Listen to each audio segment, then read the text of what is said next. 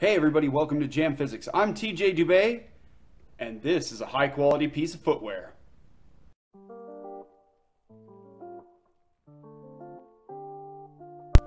So just a little bit of a backstory. Vanilla skates started out of necessity in the early 2000s for jam skating by a jam skater.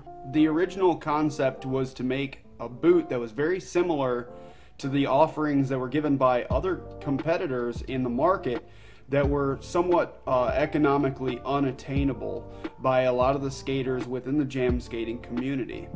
Namely, that boot was the Rydell 911 at that time, and this was about 2004 when all this took place. Which was a great boot, but most people in the jam skating market couldn't afford it, and a lot of them being younger, the parents seen the dollar signs and just plain wouldn't buy it at all. Unfortunately, this simple fact is what kept a lot of people away from buying those at the time, and also only kept them in the hands of enthusiasts who had a lot of money to spend. In about 2004 at a trade show, there was a set of special 911s that were fully customized and didn't look anything like the production model that were unveiled. And those belonged to a gentleman named Rob Kuzmano, who is a legend in the shuffle skating community and has been a staple in that community since the 80s. This special set of boots would later serve as the template for what would eventually become the Vanilla Freestyle boot. The company itself solidified within the years of 2005 to 2006 with a slew of high-end jam skaters toting the brand, which would eventually become not only a keystone but a catalyst for jam skating culture for the next decade or so to come. Because of this, Vanilla Skate Company would eventually become to be recognized as the largest contributor and sole sponsor of jam skating events in history, which is a fact that is sometimes debated, but the truth still stands.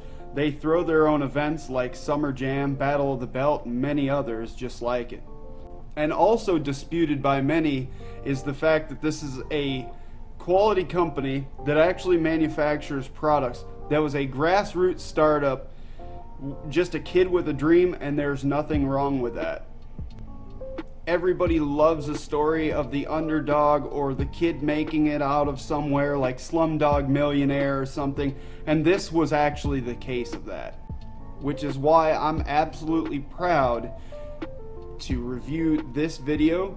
Mr. Nathan over at Vanilla Skate Company and RC Sports was generous enough to send this to me and have me test it and give my honest thoughts of the most current iteration of the boot that started it all for this company, the Vanilla Freestyle. Well, for starters, it's a leather boot. It's not man-made. It's an actual leather boot, it seems, which is nice. I like that. The counter in this is a little bit different from an 851, 951, or any speed boot or anything like that. It starts up here, it works its way around, and I don't know if you can see this, but it actually goes down, and it actually wraps all the way over and goes over the toe, and then back, around, and up, and it's just wraparound construction on the counter, which doesn't make a lot of sense to you unless you do jam skating, because having that counter in the front end to keep the toe box stiff is actually what's going to prevent you from beating the crap out of your toes on a floor, which is actually a really handy thing to have. Some of those boots in this market don't have that. They just either have like a standard speed counter, which will come up here like this, and then, you know, it'll run up about yay high, and then it'll run down, and then it'll come down to about right in here somewhere. And this one doesn't. This actually runs all the way around, and it's decently stiff, but it's not overbearingly stiff. You could, I mean, honestly, you can squeeze on it a little bit. That's not bad. The break-in time was super fast on these. Also the shearling lining. The shearling lining, that sheepskin, you know, sheep's wool tongue and backstay area on that. That's not a bad feature to have. Something in the sub $200 market boot is not gonna have that. So far the only issue I've really had with them has just been the front end, just me beating up the front end on them, but that's a given. That's gonna happen. You know, given the nature of the things that we do, then you know, that's inherent. Now, if you're just a shuffle skater or you're a session skater, you're probably never going to see that. It'll probably take decades to develop that, which is great. Velcro enclosure, not bad at all. I like it. Of course, they come with their awesome laces. I've never had an issue with their laces before. Printed, vanillaskates.com. I like that. I like that. The cross-promoting of their own products on their own products, which is cool. They also do that in a few other places, like here. I don't know if you can see this, but right here on the sole it says Vanilla Skate Company. Also has your size of boot printed right here. Men's 10, ladies 11. And then also underneath where the plate is mounted also has a very large stamp, men's 10, ladies 11, vanillaskateco.com. Leather sole, you heard that right, a leather sole. And it's stitched all the way around, not from the heel forward and back, but all the way around. There are no nails or rivets or anything like that. It's just stitched and bonded construction, which is really, really cool. One thing about vanillas that there is to know, in case you didn't already know this, is that they're all what I like to refer to as single level. And what that means is there is no heel elevation whatsoever. So it makes it completely neutral to skate on, like being barefoot. So anything you do on these is going to be just like if you do them in a shoe. There's no heel block, there's not an extra layer of leather for a slight heel rise or anything like that. And unlike the 951 and 851 series, there's no extra layers of leather up front to ramp your toes up, which is kind of cool. MSRP on these bad boys is between $179 and $199 depending on where you go. They're available in black and white, depending on what your flavor is.